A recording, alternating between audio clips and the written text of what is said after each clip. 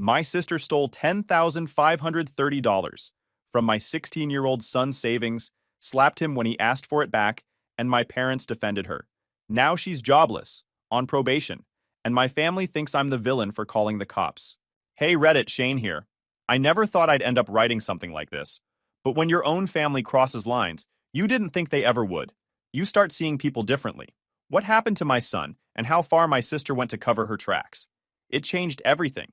I'm not here to rant, just to tell the story of how one choice tore a family apart and how we finally learned what family really means. That night started out like any normal evening. Dinner was done, the dishes were stacked, and my wife Allison, 38 female, was reading on the couch while I, 42 male, flipped through TV channels. Sammy, 16 male, was upstairs working on a school project. Everything felt quiet and ordinary, right up until the sound of his heavy footsteps came pounding down the stairs. He looked pale and out of breath, holding his phone like he'd seen a ghost. "Dad, my envelope's gone," he blurted out. I frowned. "What envelope?" "The one with my savings. The cash I've been saving for my car? It's gone." Allison sat upright immediately. "What do you mean gone? Are you sure?" Sammy nodded fast, panic written all over him. "I checked twice. It's not there. I keep it under my mattress. It's always there." That envelope wasn't just some random cash stash. It was something he'd built up over years. Every lawn he mowed, every birthday card from relatives, every hour he worked at the ice cream shop, all of it went into that envelope. He'd shown it to me once when he hit $10,000. I remember joking that he was richer than I was at 16. Allison and I followed him upstairs. He tore his room apart like a hurricane, tossing clothes, books, and drawers open. The desk drawer where he kept most of his things was empty, except for a few loose papers and a couple of coins. No envelope. Allison crouched down, scanning under the bed. I checked his closet. Sammy opened his backpack, then the small lockbox where he kept other stuff. Nothing. "How much exactly was in there?" I asked quietly. He swallowed. $10,530. I counted it last week. Allison blinked hard. "That's a lot of money to just vanish." I ran a hand through my hair. "Sammy, are you sure you didn't move it? Maybe you hid it somewhere else and forgot?" He glared at me, frustrated. "Dad, I'm not stupid. I didn't misplace 10 grand. The tension in his voice hit me like a slap. Allison looked at me and shook her head slightly. That look that meant, don't downplay this. Then Sammy froze mid-movement. "Wait," he said slowly. "Aunt Natalie came by this morning." Allison's head snapped toward him. "Natalie was here?" "Yeah. She said she wanted to drop something off for you, Mom." I let her in. She stayed maybe 10 minutes. I went to the kitchen for cereal, and when I came back, she was gone. I felt a strange chill crawl up my neck. "You're saying your aunt was in the house alone?" Sammy nodded. "Yeah, just for a bit." Allison stood up straight, arms folded, her face tightening. "That's convenient," she muttered. "Hold on," I said quickly. "You're not seriously thinking Natalie took it, are you?" Allison looked at me like she couldn't believe what she was hearing. "Shane, the envelope didn't just walk out by itself." "Come on," I said, trying to keep my voice calm. "She's my sister. She wouldn't steal from her own nephew. Maybe she moved something by accident or thought it was junk mail." Allison crossed her arms tighter. "You really think your sister can mistake $10,000 for junk mail?" Her tone stung, but I didn't want to feed that fire. "I'm just saying we don't have proof." Sammy stood there silent, jaw clenched, his face red from frustration. "Dad, I'm telling you, she was the only one here. You don't even believe me?" I took a slow breath. "It's not that I don't believe you. I just..." Ammon cut in. "Let's go confront her," I replied. "At this time, we can wait till the morning." Allison stopped halfway down the stairs and turned around slowly. "Shane, your son's entire savings just disappeared, and you want to wait until morning?" "I'm just saying we shouldn't jump to conclusions." Sammy scoffed. "Yeah, because heaven forbid Aunt Natalie gets accused of anything." Allison gave him a warning look, but he wasn't wrong. My chest felt tight, like I was being pulled between reason and family loyalty. She'd always been reckless, but stealing from my kid? That didn't feel possible. Allison didn't say another word. Sammy sat on the couch, arms folded, staring at the floor. Finally, she sighed and locked her phone. "We'll talk about it in the morning," she said, voice clipped. The house went dead silent after that. Sammy went to his room without saying goodnight. Allison didn't even glance at me when she walked past to our bedroom. I wanted to believe that this was just another misunderstanding, that she wouldn't go that far. But deep down, I already knew the truth was waiting for me on that camera footage. We planned to look first thing in the morning, but by noon, everything was already falling apart, and I wasn't sure I wanted to see it. Because 3 days before all this, I'd already seen enough of what my sister was capable of. It was Saturday afternoon, and Allison and I had gone to my parents' house after Mom called, saying they wanted to have a family talk. I already knew what that meant. Something about Natalie. It was always about Natalie. We walked in to find her sitting on the couch, legs crossed, holding her phone like she was waiting for an audience. She had that fake, cheerful grin she always used when she wanted something. "Shane, you look tired," she said, standing up and giving me a dramatic hug. "You work too much.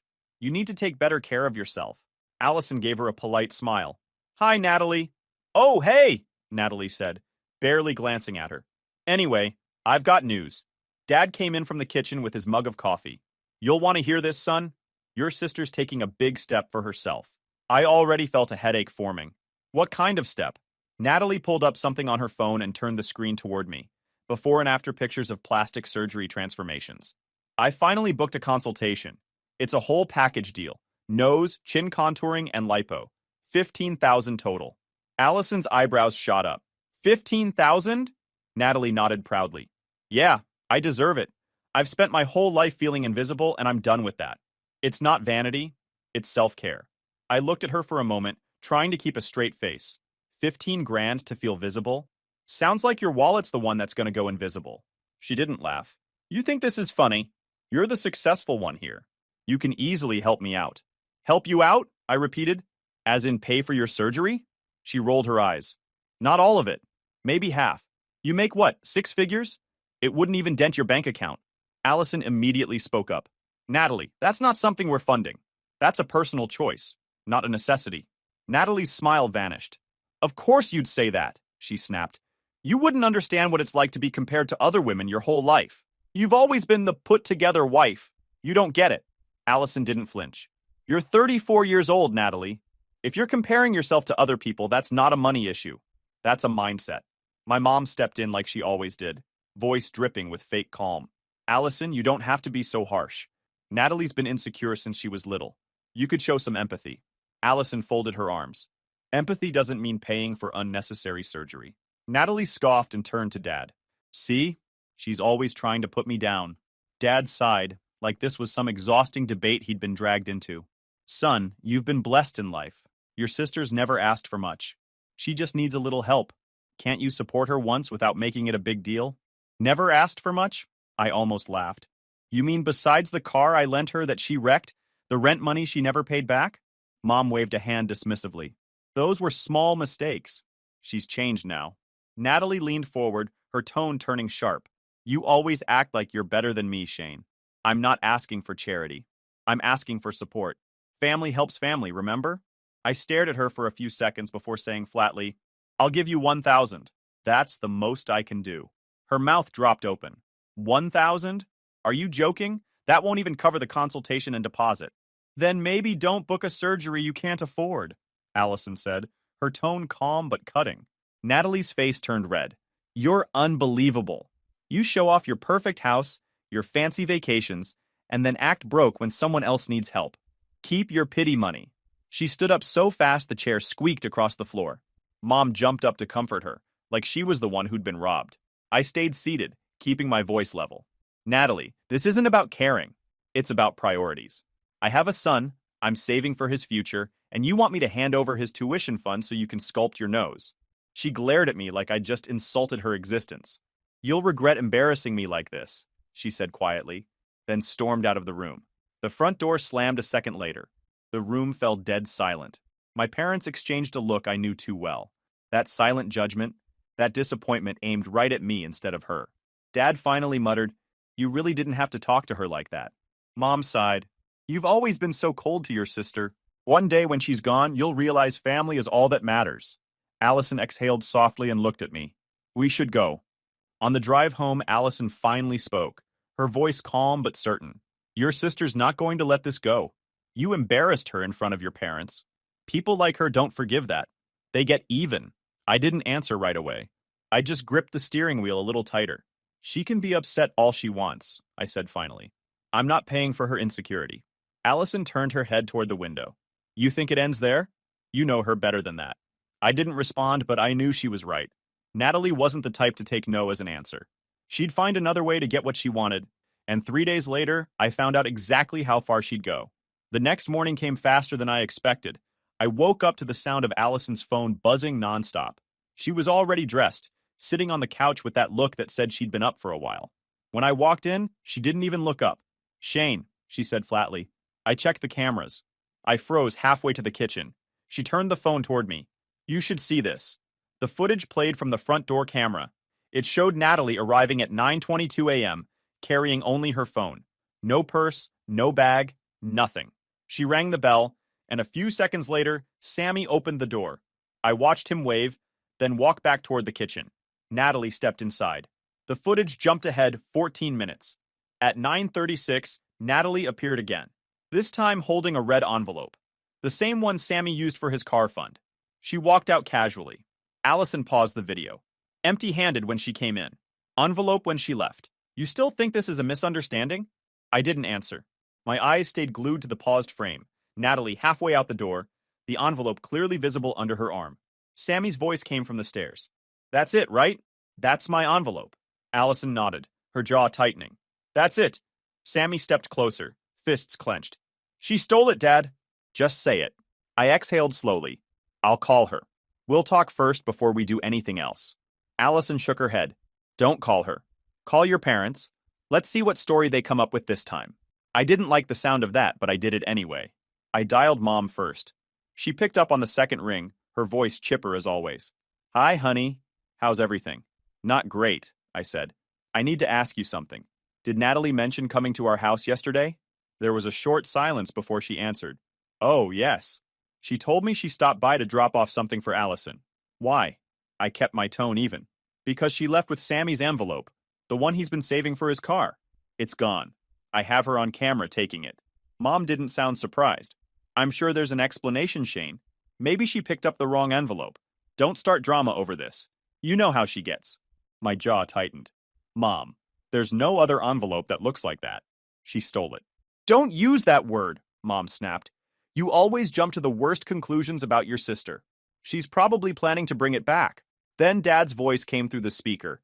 He must have grabbed the phone. "Son, don't turn this into another family war. Natalie said she just borrowed something by accident. You've got your wife stirring things up again." Allison raised an eyebrow. I put it on speaker. "Dad, you already talked to her?" Dad cleared his throat. "She called last night. She said you'd probably blow this out of proportion, and I told her you wouldn't if you just remembered she's family." Allison crossed her arms. "Wow," she muttered. "They knew before we even called." That was the moment it clicked. The practiced calm in their voices, the way they dodged details. They knew. They'd known since last night. I clenched my jaw.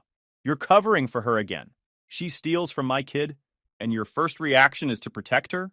Mom sighed dramatically. "Don't exaggerate. It's not like she robbed a bank. Sammy's young. He'll make that money back someday.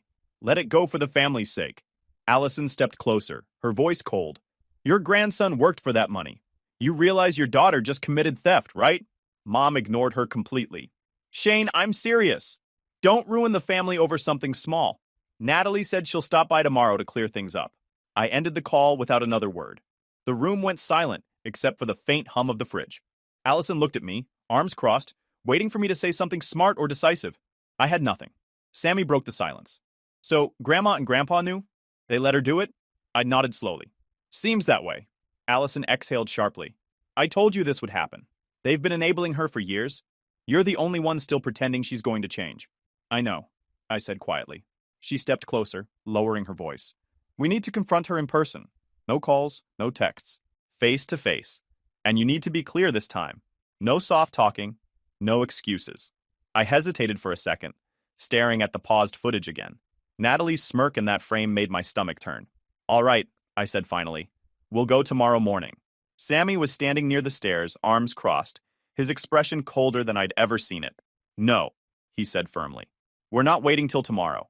You either handle this now, or I'll handle it myself." Allison looked at him, startled by the tone. He pointed at the phone on the counter. "You always said honesty and hard work matter more than anything. Well, she stole the result of mine. If you don't stand up for me, Dad, I'll do it myself." The silence that followed hit heavier than any argument. Allison's eyes met mine. She didn't have to say a word. She was thinking the same thing I was. Natalie had just crossed a line she couldn't come back from. By noon, Allison already had her purse, keys, and that look that meant there was no talking her out of this. Sammy stood by the door, jaw tight, hoodie on, ready before I even grabbed my phone. I didn't say much. I just told them, we're going now. The drive to my parents' house was silent. I could feel the tension in the air like static before a storm. Allison sat straight, eyes fixed ahead. Sammy's hands were balled into fists in his lap. Every red light felt like it lasted an hour. When we pulled into the driveway, Natalie's car was parked crooked near the garage. I didn't bother knocking. I just walked straight to the front door and rang the bell twice. Mom answered, surprised. Shane, what are you... Where's Natalie? I cut in. She hesitated. Inside, why? I didn't respond. I stepped past her and into the living room. Natalie was there, lounging on the couch with her phone, laughing at something on the screen. She looked up, startled, then smiled like we'd shown up for Sunday brunch. Well, this is a surprise, she said, setting her phone down. What's with the serious faces? Allison crossed her arms. You know exactly why we're here. Natalie tilted her head innocently. I really don't. I kept my tone calm, steady. Natalie, did you take something from my house yesterday morning? She blinked, playing dumb. Take something? Like what? An envelope, I said. Sammy's envelope. She laughed, like it was ridiculous. You mean that red thing on his desk? Yeah, I saw it. I thought it was junk mail or something. I moved it. What's the big deal? Sammy's voice cut through the room, sharp and angry. You didn't move it. You took it. Natalie's smile vanished. Watch your tone, kid. You don't talk to adults like that. Allison stepped forward, voice steady. Natalie, we saw the footage. You came in empty-handed and left holding it. Just give it back. Natalie's eyes darted between us, then she forced a laugh. Footage? You people have cameras now? Wow. Paranoid much? Sammy didn't move. Just admit it. You took my envelope. That broke her calm. Her voice rose instantly. You think you can talk to me like that? Disrespectful little brat. Before anyone could stop her, she stood up and slapped him hard across the face. The sound echoed. Sammy stumbled back a step, holding his cheek, eyes wide, not crying, just stunned. For a moment, no one moved. Then Allison snapped, Are you insane? She shoved Natalie backward with both hands, sending her into the arm of the couch. You touch him again, and you'll regret it. Natalie's eyes widened, then twisted into fury. Don't you dare touch me! You're crazy. Mom rushed into the room yelling, Allison, stop this. Dad came in right behind her shouting, What the hell is going on here? I stepped in between them before it could explode further. She hit Sammy, I shouted, my voice shaking. She slapped my son in front of me. Dad pointed a finger at Allison instead. And you attacked your sister-in-law in my house. You've lost your mind. Allison was breathing hard but standing firm. She assaulted a minor! Natalie's voice cracked, but she was still acting. They barged in here screaming at me. She hit me first. Sammy yelled, That's a lie. I pulled my phone from my pocket, my hand trembling, not from fear, from fury. That's enough. I'm calling the police. Mom gasped. Shane, no. You're not calling the cops on your own sister. I already had the phone to my ear. Watch me. Natalie's tone flipped instantly to panic. You're all crazy. You want to destroy your own family over some stupid cash? Allison turned on her. That stupid cash was your nephew's hard work for years. You stole it and then you hit him. Natalie started shouting over her. You people set me up. I didn't take anything. I'll sue you both for assault. You think you're untouchable? Sammy just stood there, red mark across his cheek, staring at his aunt like he didn't recognize her anymore. Dad was yelling something about how this family was falling apart. Mom was crying, and Natalie kept pacing, waving her hands dramatically like she was the victim. It was chaos, loud, ugly, and long overdue. The 911 dispatcher answered, and I spoke clearly, my voice low but steady. Yes, I need to report a theft and assault. My sister hit my 16-year-old son, and we have video evidence of her stealing from our home. Mom grabbed my arm. Shane, hang up that phone right now. I pulled away. No, you've been protecting her for too long. Allison was standing guard in front of Sammy, watching Natalie like a hawk. You can threaten us all you want, but this ends today, she said firmly. Natalie pointed at her, shaking with rage. You just assaulted me. When the cops come, you'll be the one in cuffs. Allison didn't blink. Then let them come. The room went dead quiet for a moment. Only the sound of my dad's heavy breathing and my mom's muffled sobs filled the air. Then, faintly, through the walls, came the sound I'd been waiting for, the wail of sirens in the distance, getting closer every second. Natalie's fake confidence melted. You called them? She whispered, like it was unthinkable. Yes, I said flatly. And this time you're not walking away with an apology and a family dinner. Natalie started pacing, muttering under her breath. Mom kept pleading with me to stop, and Dad stood frozen, glaring at me like I was the traitor. As the knock came at the door and the shouting reached its peak, Sammy stood perfectly still in the middle of the chaos. A 16-year-old kid realizing his aunt, his grandparents, and half his family had just chosen a thief over him. And in that moment, I knew nothing about this family would ever be the same again. The police arrived within minutes. 2 officers, one male, one female, stepped into the living room where the chaos was still echoing. Everyone started talking at once. They took statements, reviewed the footage, and issued Natalie a summons for theft and assault pending review by the district attorney. The male officer raised his hand. Everyone, calm down. We'll sort this out one at a time. The female officer pointed toward the dining room. You, sir, she gestured to me. Come with me, please. They separated us into different rooms. I could still hear snippets of voices through the walls, Natalie's high-pitched whining, my mom's overdramatic sighs, Allison's sharp tone cutting through it all. I explained everything. The envelope, the footage, the slap, the years of covering for Natalie. The officer wrote everything down carefully, nodding. When he was done, he asked, Do you have proof of the theft? I showed him the video on my phone. He watched silently, then said, That's pretty clear. She walked out with the envelope. Meanwhile, in the other room, Natalie was apparently building her own version of the story. When the officers gathered us all again, she was calm, too calm. She held her phone like a weapon. She's lying, Natalie said, pointing at Allison. They're all lying. Sammy told me I could borrow that money. I have proof. She handed her phone to the female officer. Here, look. He texted me. The officer read something on the screen, then turned to me. It says, It's fine, Aunt Natalie. I trust you. Just bring it back when you can. That message came from a number saved as Sammy.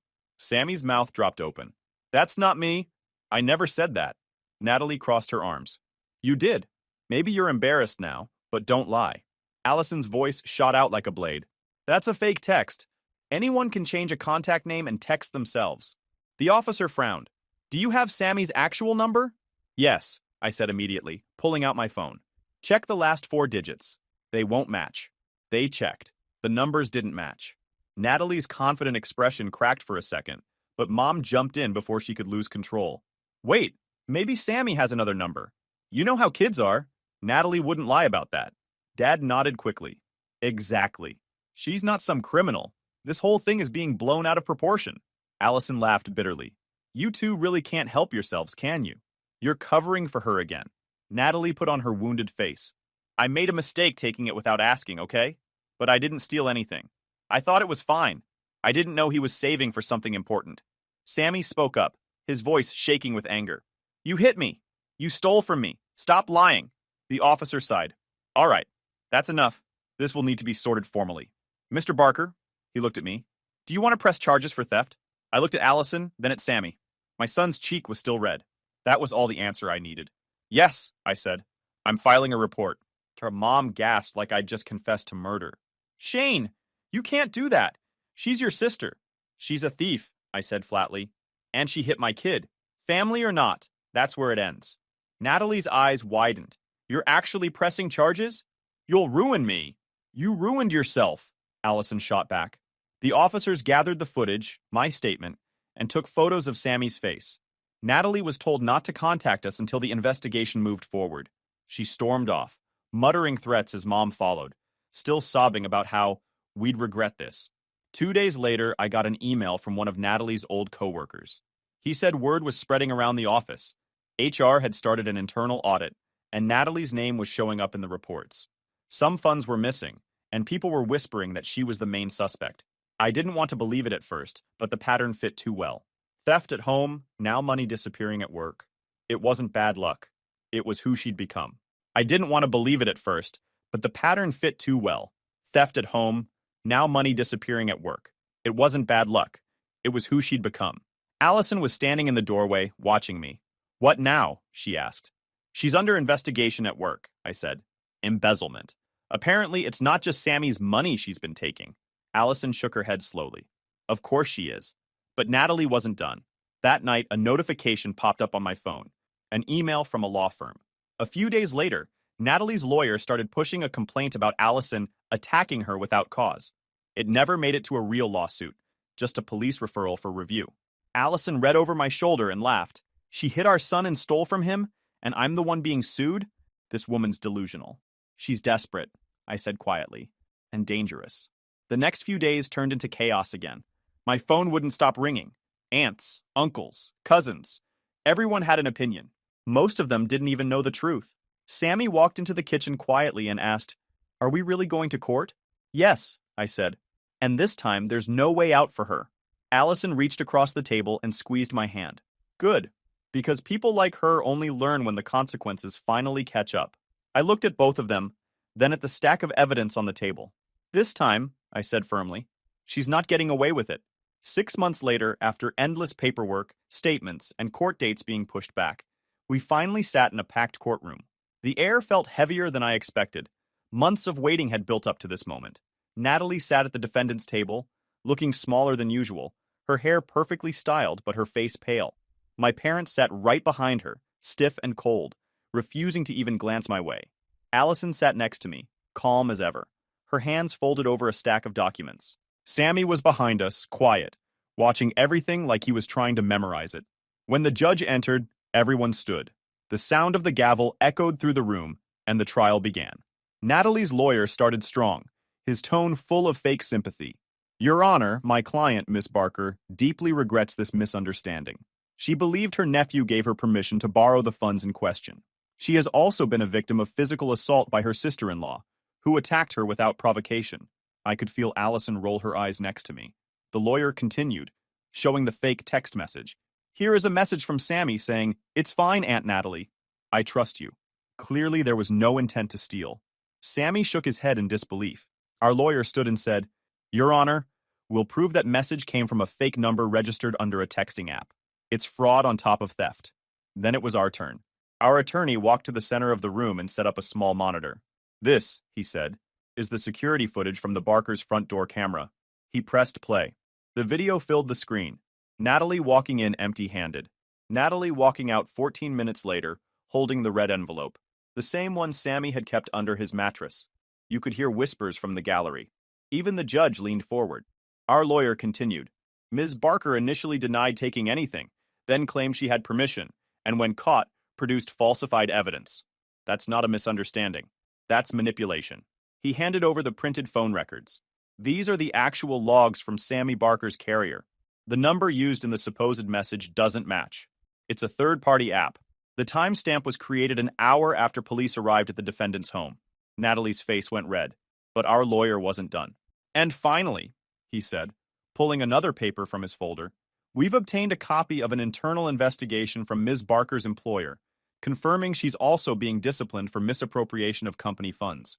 This pattern shows a clear disregard for honesty and accountability."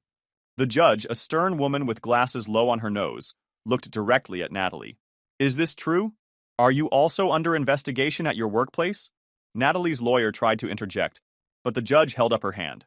"Miss Barker, answer the question." Natalie's voice cracked. "Yes, but it's unrelated." "Unrelated?" the judge repeated. "You stole money from your nephew, faked messages to cover it up, and are being investigated for fraud at work. How exactly is that unrelated?" The silence in the room was deafening. Natalie looked like she wanted to sink into the floor. Then, like she'd rehearsed it, she started crying. "I didn't mean to hurt anyone. I just wanted to feel better about myself. I thought if I fixed how I looked, I could finally be happy. I didn't think it would go this far." The judge wasn't moved. "You didn't think it would go this far because your family always covered for you. That stops here." The gavel hit the desk. "This court finds the defendant guilty of theft, falsification of evidence, and attempted fraud." You could feel the entire courtroom holding its breath as the judge read the verdict. "Natalie Barker, you are sentenced to 1 year of a suspended sentence, a $2,000 fine, repayment of $10,530 to the victim, and 200 hours of community service. You will also be placed on probation pending the outcome of your company's investigation." Natalie's sobs filled the room. Then the judge turned to Allison. As for Mrs. Allison Barker, the judge said, the court finds her actions were taken in defense of a minor. No assault charges will be filed. The municipal citation for disorderly conduct is dismissed. Allison nodded, calm and composed. Natalie's lawyer gathered his papers without a word. Behind her, my parents sat frozen. My mother's face was pale, her lips trembling. My father shook his head, glaring at me like I'd just burned the family name. When the session ended, everyone started standing, murmuring to each other. I turned to walk out, but I caught sight of someone near the aisle. Natalie's boyfriend. He looked disgusted. As she reached for him, he pulled his arm away and said quietly, "I'm done, Natalie. I can't keep doing this." He walked out without looking back. Natalie covered her face and cried harder. Allison and I didn't stay to watch. We walked straight toward the exit. My parents were waiting by the doors. Mom glared at me, eyes wet. "You're heartless, Shane. You humiliated your sister. You destroyed this family."